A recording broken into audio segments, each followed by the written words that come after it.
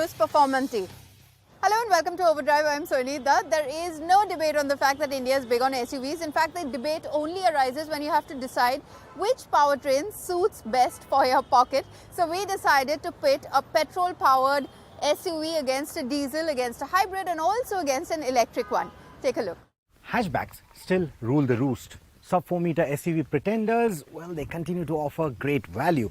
But it's the mid-sized crossovers that are attracting the most attention. And it isn't hard to see why. These vehicles offer tremendous space for a family of 5. They have a lot of features, so much so that they can give luxury cars a run for their money. And then they offer a good mix of performance and efficiency. All of this makes them a rather compelling buy. In fact, it could arguably be the only car you might ever need. But today we aren't here to pick out a winner. Instead, we are here to talk about the differences in the powertrain department.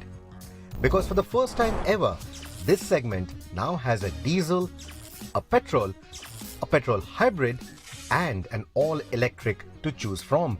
The Koreans are still betting big on diesel and their sales are strong. Therefore, the representing diesel powertrain for this test is the Hyundai Creta. So in the BS6 era, now with the phase 2 of it kicking in, the emission norms have become a lot more stringent. But the 1.5 diesel from the Koreans in the Creta or in the Kia Seltos, these two cars have the volumes, so they can still make the changes that are necessary to make this diesel engine compliant for the phase 2 norms. So this 1.5 diesel that does duty in the Creta is not just clean enough for the BS6 phase 2 standards, but also continues to remain one of the punchiest 1.5 litre diesels around. It's also extremely refined. Of course, in this company of petrols and electrified vehicles, it does feel a bit noisy and coarse, but for a diesel by itself, it's superbly refined. It continues to offer excellent economy, and if your driving trend includes a lot of extra urban or highway runs, the diesel could still make a lot of sense for you. Add to it excellent gearbox options, like the manual here has slick throws. If you go with the automatic, it's nice and telepathic, it's quick as well. So those gearbox options combined with a supple ride, taut handling dynamics around winding roads like these, combine all of that and you have a car that feels premium, whether you're driving it in the city, out on the highway, or even around the twisties. The Creta, like the Kia Seltos, comes loaded to the gills with new age creature comforts and features like ventilated seats, branded audio and connected tech with over-the-air updates. The Creta has one of the roomiest cabins too, while providing a large boot space that pips the Hyrider and the Taigun. The other diesel options you could consider in this price bracket are the Kia Seltos, which has similar credentials to the Creta, or the MG Hector and the Tata Harrier, but they aren't as efficient. But if you think that diesels don't make financial sense for you, or you're worried about the future of the diesel vehicles, or you think that your daily running or yearly running is so low that hybrids or electric vehicles may not make any financial sense, or you're simply a petrol head, if it's either of the above or all of the above, then the pure petrol propulsion is what will catch your fancy. And what better crossover to represent the petrol camp than this, the Volkswagen Taigun. It's a nice compact package which is powered by what I think is one of the sweetest petrol engines under 25 lakh rupees, the 1.5 TSI. It is almost impossible to drive it gently because of the performance it packs. But should you control your right foot and use the engine cylinder deactivation technology to your advantage, you should be able to get a good fuel economy out of it. Otherwise, it can be quite thirsty. So the torque is on par with the Creta diesel. So lugging a family of 5 going on road trips, no problem at all. But more importantly, it puts out 150 PS of power from a package that weighs a little over 1300 kilos. So the power to weight ratio is excellent. The acceleration is brisk. Edge of the seat entertainment all the time is almost guaranteed. What I also like about the engine is that it's a 4-cylinder, which means it sounds a little bit better than most of the other thrummy 3-cylinder engines that you have in this segment. The DSG also comes in the exclusive GT Plus variant, meaning you also get some additional creature comforts. Though it is no match for what the Koreans or surprisingly even the Japanese are offering for a similar price point. So the Taigun may appear compact on the outside, but the space is on par or in some respects even better than the Creta. We can tell you because we actually measured it. In terms of the seating comfort, I quite like it. Maybe people with a larger frame than mine might find the contouring, especially of the front seats, to be a bit intrusive, especially around your shoulders. But otherwise, I quite like the seating comfort. I also quite like the ride quality on the Taigun.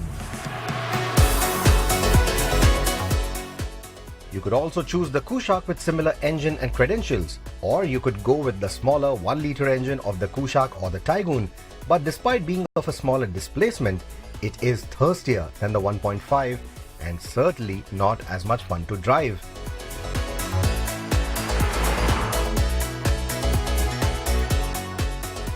Oh, the 1.5 TSI from Volkswagen, I just can't stop talking about it, right? It will ensure that if you are even this bit of a driving enthusiast, it will always plaster a smile on your face.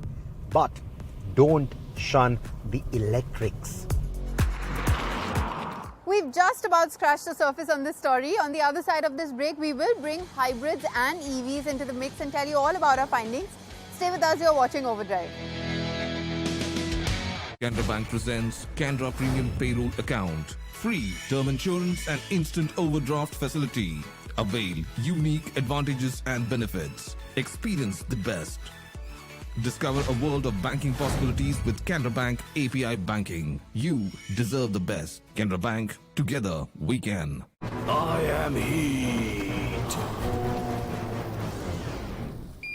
Blue Star Inverter AC with fast cool technology. Bye bye heat. Blue Star. कैसे करते हैं trade? Drive 5 पैसा. Upcoming corporate action या news flow. किसका हुआ merger? कौन है नया CEO? Financial data मिलेगा अब हाथों हाथ. Fundamental analysis से अब बनेगी बात. जानो हर स्टॉक जो है ट्रेंडी, टेक्निकल एनालिसिस से भी लगेगी फ्रेंडली. क्वार्टरली रिजल्ट्स होगी send, luck by chance investing का होगा दी एंड. With 5 पैसा's in-depth company information, always stay up to date. ऐसे करते हैं ट्रेड. सोच मत छोटे. Install my investment in securities market are subject to market risk. Read all related documents carefully before investing. Helps beat sensitivity fast. Sensodyne Rapid Relief. भैया हाँ coaching छोड़ दो ना. चल. अरे बेटा, क्यों खामखा कोचिंग के चक्कर में अपना समय बर्बाद कर रहे हो? बड़े भाई ने भी तो कोशिश की थी. देखो, बिना सिफारिश के तुम्हें सरकारी नौकरी तो मिलने से रही. ऐसा करो, अपने भाई के साथ काम पे लग जाओ. पिताजी वो 6 साल पुरानी बात है. क्यों? अब कोई चमत्कार हो गया क्या? या तेरी कोई बड़ी पहचान निकल आई? पिताजी चमत्कार ही समझिए. अब भ्रष्टाचार और भ्रष्टाचारी दोनों की नकेल कस दी गई है. अब योग्यता की पहचान हो रही है. सही कहा. योगी सरकार अभी वहाँ को प्रतियोगी परीक्षाओं की कोचिंग और पढ़ाई के लिए स्मार्टफोन और टैबलेट्स भी दे रही है, वो भी फ्री में. चल तू मन लगा कर. जो मैं नहीं कर सका तो तू कर. जी भैया, मैं लेट हो रहा हूँ. मुझे जल्दी जाके. सुशासन, विकास, रोजगार, डबल इंजन की सरकार. 6 साल यूपी खुशहाल.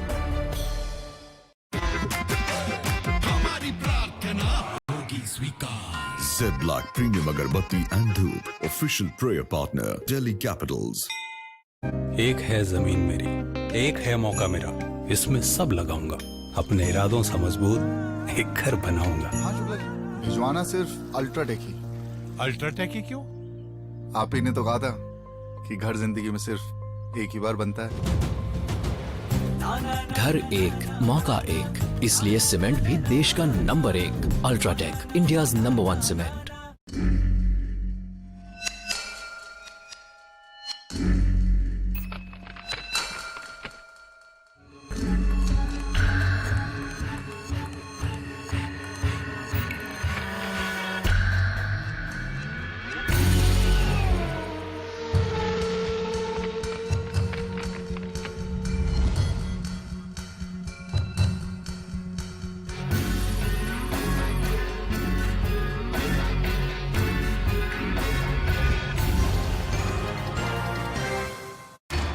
last hour.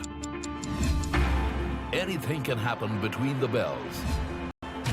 But what happens during the last hour is what matters the most. The biggest market swings. A close-up look at what's driving them. And how the investors are reacting. Watch the most seasoned market mavens guide you through the most important hour of the trading day.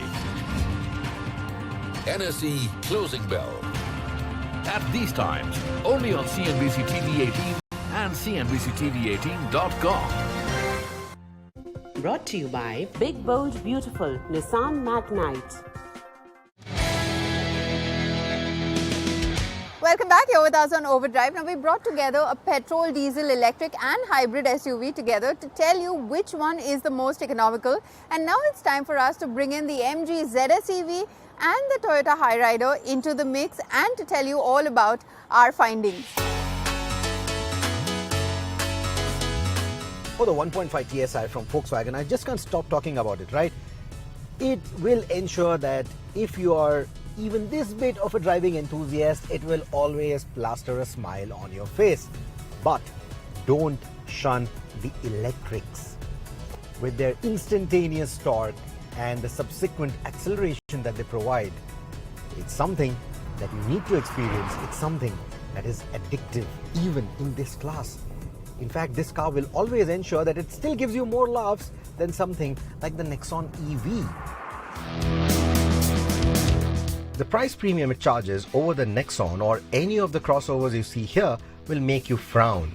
But this electric will pay its dividends in the long run should you be an early adopter. From getting off the mark to driving in the city, driving out of your neighborhood, going onto the highway, driving out on the twisties, it's an electric, so it's all silent. This silent powertrain is actually nice. People around you will actually appreciate it. And apart from that appreciation, the best-in-class power and the lowest running cost is something that you will appreciate. So it seems like the ZS EV is making all the right noises. And being an MG, it is high on features and creature comforts too. It also has the largest boot of this test. So even short road trips to outskirts like these are doable as long as the roads are good, because the ride quality is pretty firm. But short is the keyword for your road trips here, because as per our tests, a 300 odd kilometer range at best is what the ZS EV might give you. So if you are going to have to travel longer than that, if you frequent the highways often, if you shuttle between cities often, then at least in this particular price bracket, the electric powertrain is not for you. That brings us to the hybrid. Now, until the Honda hybrid crossover comes out later this year, you only have two options if you want a hybrid in this particular price bracket. You have the Maruti Suzuki Grand Vitara and then you have the Hyryder. They're siblings, they share a lot of parts, they share the powertrains as well. But we've chosen the latter because what we've chosen is the full hybrid, which is a powertrain that belongs to Toyota, which is why it's also a little cheaper if you buy the Hyryder hybrid compared to the Grand Vitara hybrid, because they don't have to pay royalty, etc. Now, this hybrid powertrain is very similar in tech to the Camry and the Prius that preceded this car. However, unlike those two cars, this one is way more economically priced. So much so, in fact, that these two cars now from Maruti and Toyota are democratizing hybrid and making it easy to access for the masses. It commands a fair premium over its competition though, but the running costs are hard to ignore. It pips the diesel on outright economy, and long road trips won't riddle you with the range anxiety like an electric would. The ride quality is better than an EV like the ZS, which doesn't come with adaptive dampers given the price constraints. And because Maruti and Toyota are already doing large volumes with these two models, they have also been able to offer features and creature comforts that are on par with Hyundai or Kia. Yes, I know it's not an outright comparison, but if I had to pick out the best looking vehicle, not just in this comparison, but out of all the crossovers in this price bracket, I think it would be the Hyryder. It looks sporty and still manages to look so elegant. Just don't buy it in white, the blue looks better. But As we mentioned right at the beginning, this is not an all-out comparison of the models, it's more to do with the powertrains. Let us crunch the numbers now and see which of these cars or powertrains will make the most economic sense for you. We have driven these vehicles on a real-world driving cycle which includes 75% city and 25% highway use, and all the prices for the fuel, electricity and the vehicles are referenced in Mumbai in February 2023. We have not included the service costs for the sake of consistency, as these may differ as per your driving style or conditions. As you can see, the diesel car isn't the most fuel efficient anymore, as the hybrid and the pure electric vehicles overshadow it by a huge margin. The cylinder deactivation technology of the Taigun 1.5 does offer some respite in the petrol department, but the driving pleasure penalizes outright economy. With the Creta diesel manual as the baseline then, the Taigun DSG costs at least Rs 2.5 more per kilometer. A caveat here is that the diesel automatic Creta, not accounted for over here, is Rs 65,000 more than the Taigun GT, in which case the toss-up between the two is negligible over an ownership period. And from that perspective, I would certainly buy the Taigun for the elevated driving fun it offers. But it is hard to ignore the economic advantage offered by the electrics. The Hyrider Hybrid, for example, will save you about ₹1.50 per kilometer over the diesel Creta, which means you will save around 30,000 rupees over 20,000 kilometers. So while the hybrids do have a significant efficiency edge, the cost of the technology needs to drop further to negate the higher petrol price. And in the coming years, we might just see this happen. But remember, in a hybrid, you're paying for an engine plus the battery plus the electric motor, so the costs are certainly going to remain slightly higher. The same doesn't hold true for pure electric vehicles too, but even there, the cost of technology needs to drop. The running cost of Rs 1.35 per kilometer is extremely tempting if you are the kind who likes to rake up a lot of miles every year. But the MG ZS EV comes at quite a hefty premium over its ICE or hybrid competitors.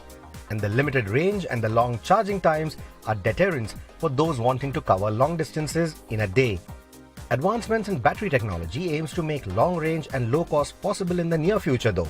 And given how quickly the Indian market is adopting EVs, the transition will happen sooner than later. As of today, the diesel is still the obvious choice for those traveling long distances or clocking big yearly mileage. But as you can already see in the market, the diesel options are dwindling by the day. In such a scenario, you will either want to be an early adopter, face some infrastructural challenges and move to electrics, or side with the petrol powertrains and enjoy their refinement, sounds and mechanical connection while they last.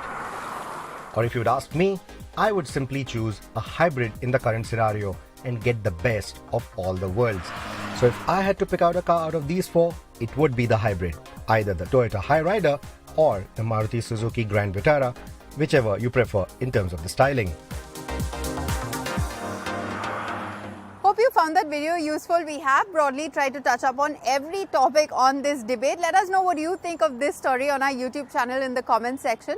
We'll take a very quick break here on the show, but coming up on the other side, we'll get you acquainted with a sporty and dynamic Lamborghini Urus.